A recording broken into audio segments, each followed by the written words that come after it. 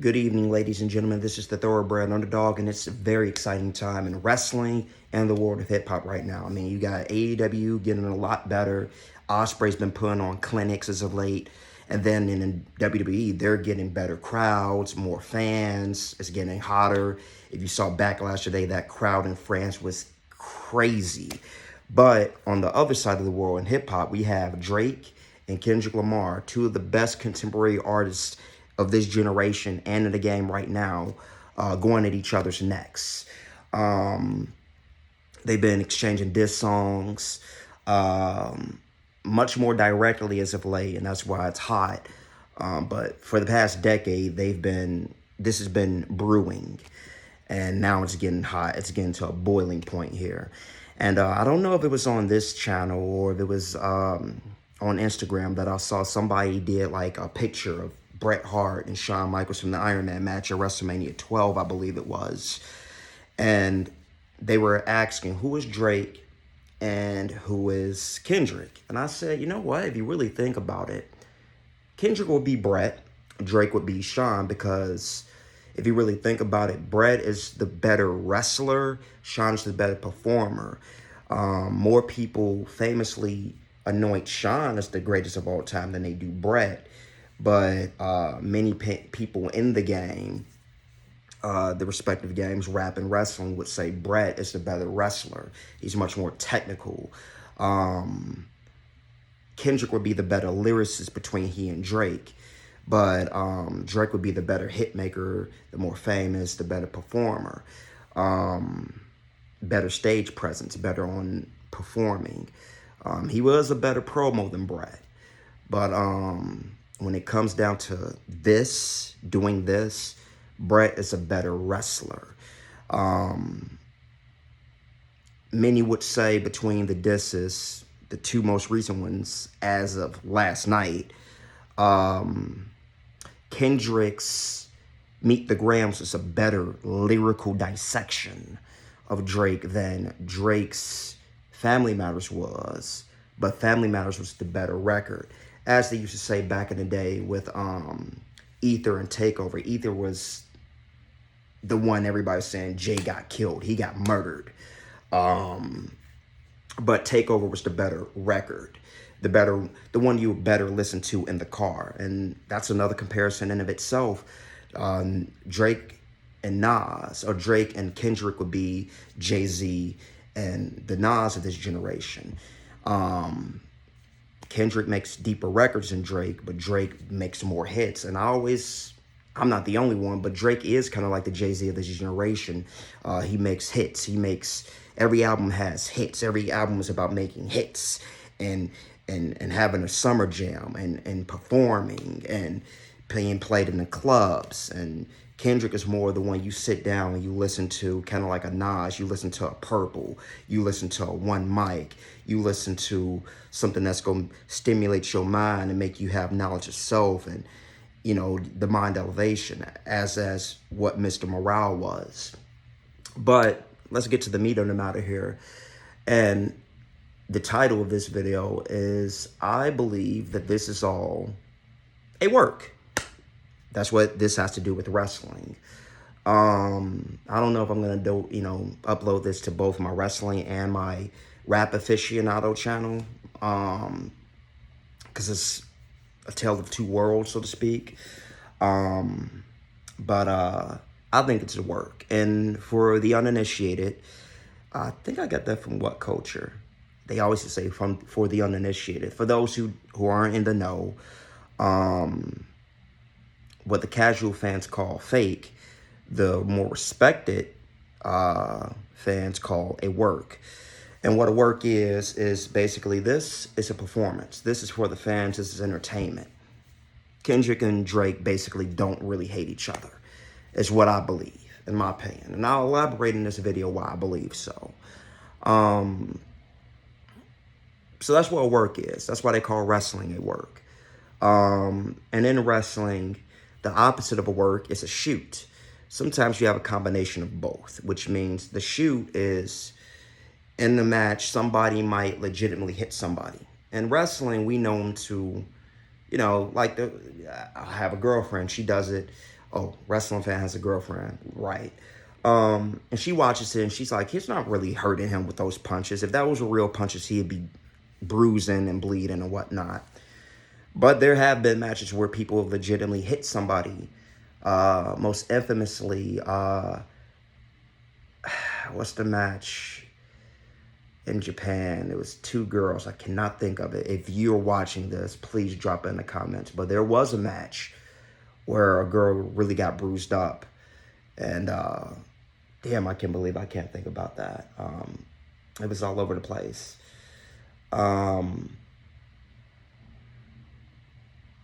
Anyway, in wrestling, there's a such thing as a work and there's a shoot. Shoot is when you're legitimately trying to hurt the other person, or you're, really trying to, yeah. And then a work is, hey, we both are in on the fix is in. We both know what we're going to do to each other, and we know how to perform these moves safely on one another. So I think this is a work, and these are the reasons. Okay. So behind the scenes, I believe Drake and Kendrick are like wrestlers, all right? And wrestling, in my opinion, as a fan, I'm not in it, is all about these four factors. And I got my notes here. It's about the two E's, which are listening emotion, the two M's, making moments. It's about telling stories, and it's about drawing money. And rivalries in wrestling make money. I mean, rivalries in wrestling so epic that you could go up to a person who's never watched one match and they know who these guys are. They know the names, their household names. Everybody knows Hulk Hogan. You could go up to a regular person and ask them, do you know who The Rock is? Oh, yeah, I've heard of The Rock, the wrestler, right? Stone Cold. I know Stone Cold. Mr. McMahon. Well, these days, you're probably known for something else. But everybody knows Mr. McMahon versus Stone Cold, Kane, Undertaker, Rock, Stone Cold. Rivalries make money. And right now, Drake and Kendrick are having a rivalry that's drawing in a lot of people who have not been listening to hip-hop for years. They got people excited. They got everybody watching everybody's reaction videos. They're making it hot. They're bringing people in. And they're having a rivalry of the ages right now. If you go to everybody's reaction videos, from the Law Twins to DJ Ghost, RBE, everybody's videos, Zias or Zias, however the name's pronounced, who they haven't had a video 9 months before these reaction videos. Everybody is saying this is, and it may be recency bias, this is the greatest rivalry in hip hop. And in a similar fashion, people are saying that the Bloodline storyline and Cody Rhodes versus Roman is the greatest rivalry in wrestling because stories, rivalries, the moments, the emotions they are eliciting, the stories being told. Drake and Kendrick are the two biggest names in hip-hop, just as Cody and Roman were the two biggest names in WWE and wrestling, which is what many people would say is synonymous with wrestling. When you think wrestling, what do people say? WWE, WWF. Some people even say WWF still. So what is wrestling about once more? Eliciting emotion, making moments, telling stories, drawing money, right? A lot of money's being made here. These diss tracks are getting mad views, millions upon millions of views. In wrestling, what makes you most money? You make money based on appearances. You make money based on live events. You make money when people want to come see you. They want to buy your merchandise. They want to get in line to get your autograph. In music, you make money from your shows. You make money from your streams. You make money from your views. These diss songs that, going back with Drake and Kendrick as far back as a month ago, with shit going further back than that. First person shooter with Drake and Cole. But last month with Like That, Kendrick brought up the big three. Fuck big three, is just big me. Okay, views. Probably has a lot more views now than it did because of the way things have been metastasizing and growing and germinating. The views have aggrandized. So, you know, we got Like That is what kind of started this. And then we had Push-Ups by Drake. In between that, we had Rick Ross interject with Champagne Moments. And now, this past Tuesday, we had Euphoria. And then yesterday, we had 616. And then we had Family Matters. And then we had, which everybody believes is the Ether, the Hit 'Em Up, the most incendiary of the disses, Meet the Grams, right? So these are all getting millions of views, which in essence is bringing a lot of money to Drake and Kendrick in droves. And these guys are already fucking rich. You know what I'm saying? They're already rich. So, but the reason I think it's a work, I know it's like 11 minutes in, you just now get into why it's a work. It just seems too choreographed, man. You know, it seems too... It seems too much like wrestling. You know, in wrestling, well, this is where I go to my notes. Okay, so Kendrick and Drake appears. They're professionals. Behind the scenes, they're cool. And they might not be close. But in wrestling, you go over your match backstage, maybe over the phone, maybe even text. Maybe you like Macho Man DDP, and you memorize everything with the opponent. Okay, but you go over it. All right. And then when you go over your match, you go over some of the signature spots and rap that may be your ad-libs, the moves you're going to do. Okay, well, Drake and Kendrick probably say, okay, you're going to say this, you're going to say that, I'm going to say this. Hey, why don't you say this? Or why don't you do this move this way? Or why don't you do this move at this moment? Or won't I counter this and you say this? Okay. I can see Drake and Kendrick saying, oh, because let's go back. The roots, eliciting emotion. When I say this, the fans might react like this. This is what we're trying to get the fans to go, oh. This is the part when we say this, the fans are going to say, that's fucked up. Or you fucked up. Or this person's going to kill you for that. And, you know, it's working. Because when Drake does a visual, like Family Matters, and we see the tow truck from the Good Kid, Mad City albums art getting towed in his Family Matters video, what did fans say? That's the truck. Oh my God, he got the truck. Okay.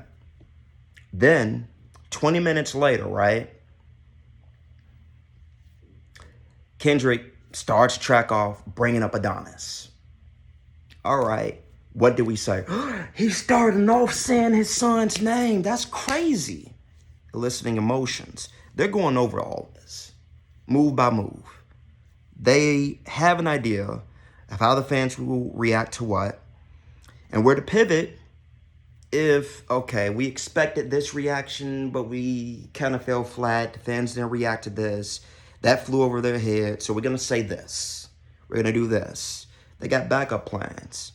You know what I'm saying? This is what they do. They go over it, and they have to improvise if things don't elicit the emotion that they're expecting. So, there is a certain element that they work. Okay, they say this, they say that.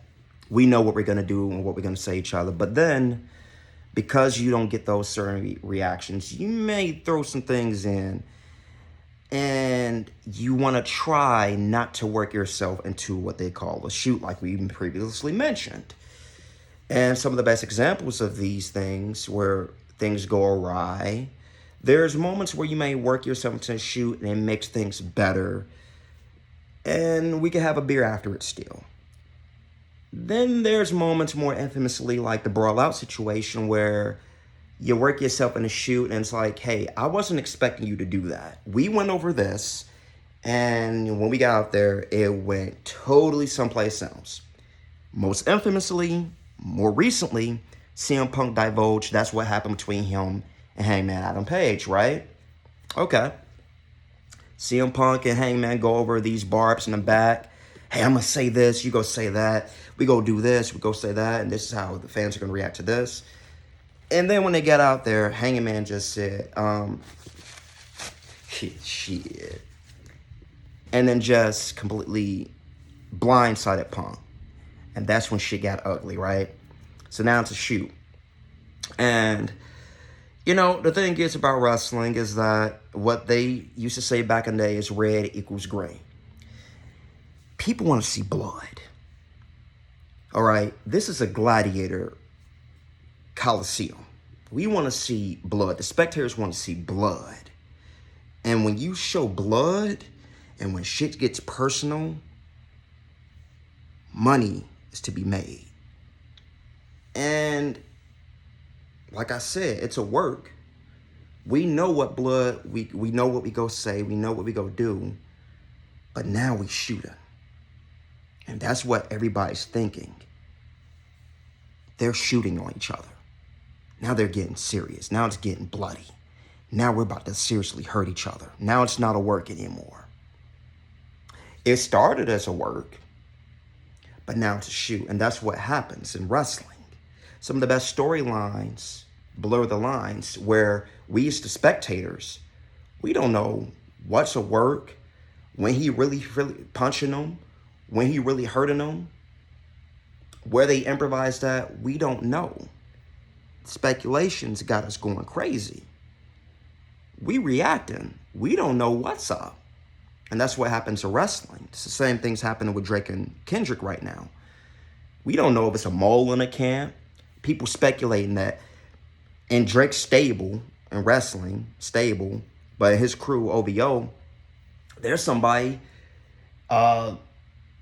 giving Kendrick all this information so repetitiously on the low. So he could perfectly respond to Drake's moves almost like he's got ultra instinct, like he knows what's coming. But me, I think we're being worked. I think this is all entertainment. And truthfully, being somebody who grew up in the 90s, was young when Big and Pac got killed, you kind of want it to be a work. You kind of want it to be fake. But the thing is with it is that there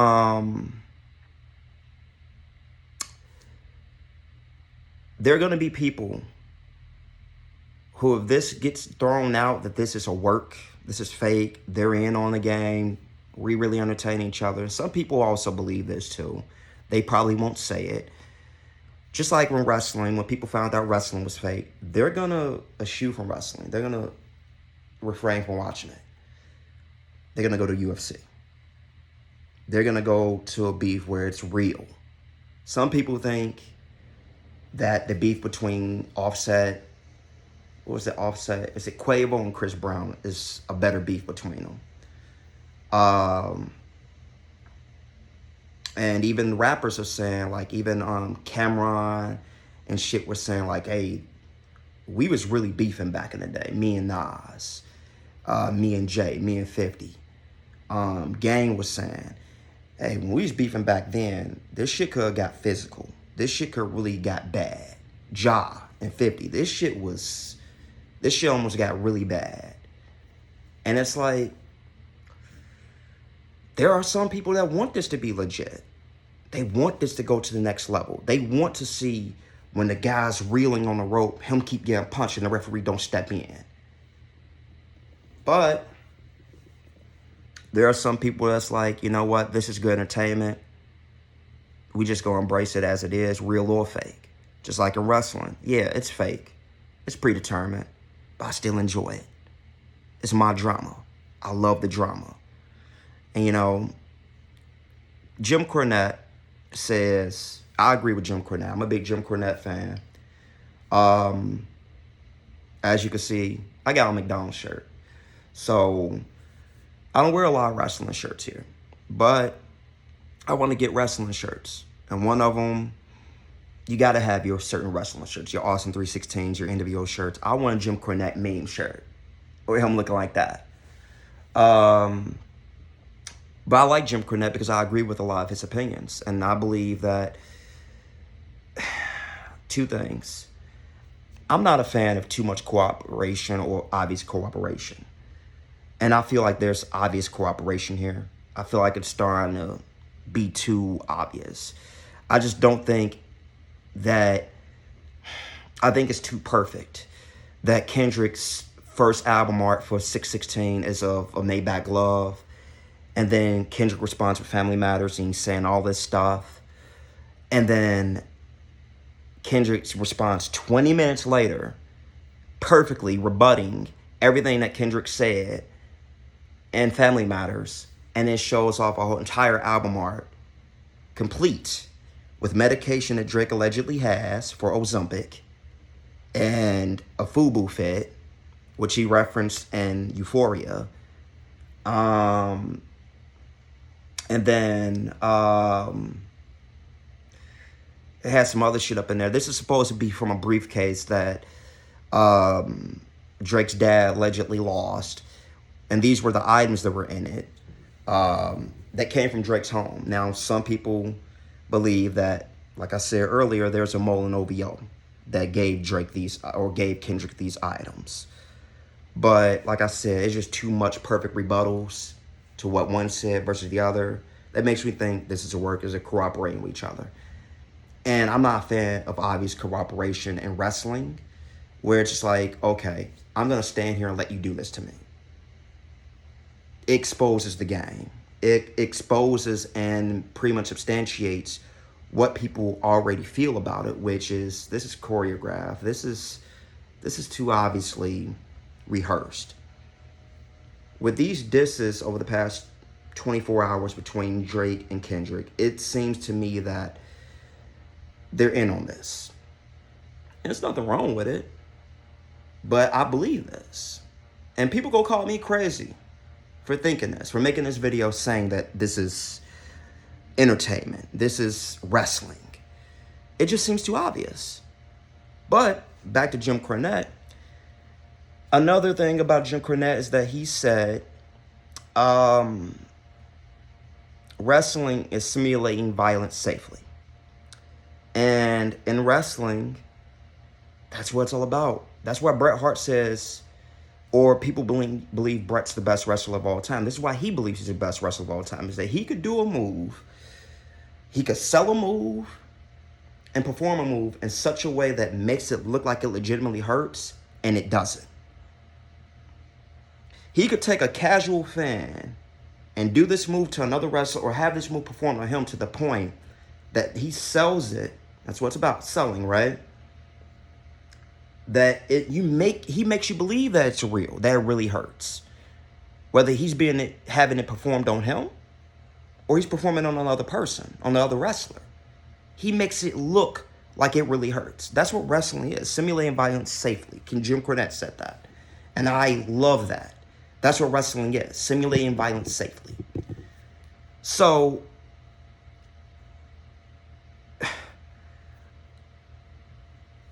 that's why people on the outside, casual viewers, say, that can't be real.